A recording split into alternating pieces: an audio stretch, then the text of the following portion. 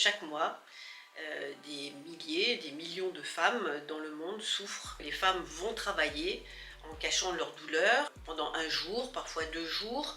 C'est aussi quelque chose qui doit être accompagné et pour lesquels les femmes peuvent être aidées.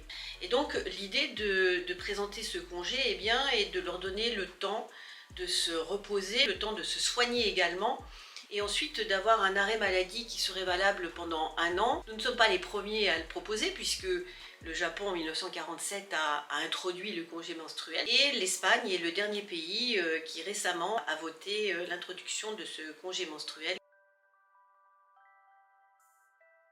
D'abord, la levée du délai de carence, la prise en charge à 100% de cet arrêt maladie avec un maximum de 2 jours. Nous avons une douzaine d'entreprises qui ont introduit le congé menstruel, et puis le Parti socialiste également, et nous avons le maire de Saint-Ouen et Anne Hidalgo à la mairie de Paris qui a annoncé l'introduction de ce congé menstruel, mais sans cadre législatif, cela est très difficile à mettre en place, parce qu'on ne peut pas lever le jour de carence, ce que prévoit finalement cette proposition de loi.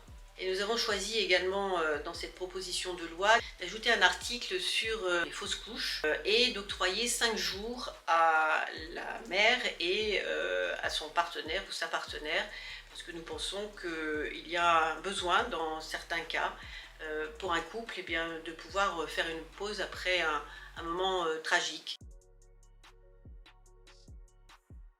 J'entends certaines associations qui ont pensé que s'il y avait une différence entre les hommes et les femmes, cela risquerait en effet de jouer contre les femmes et d'être un élément de discrimination. Moi, je le vois au contraire comme une avancée. Il ne faut pas non plus se dire que les femmes, d'un seul coup, vont avoir 2 jours systématiquement par mois. C'est aussi un contrat de confiance renforcé entre l'employé et l'employeur.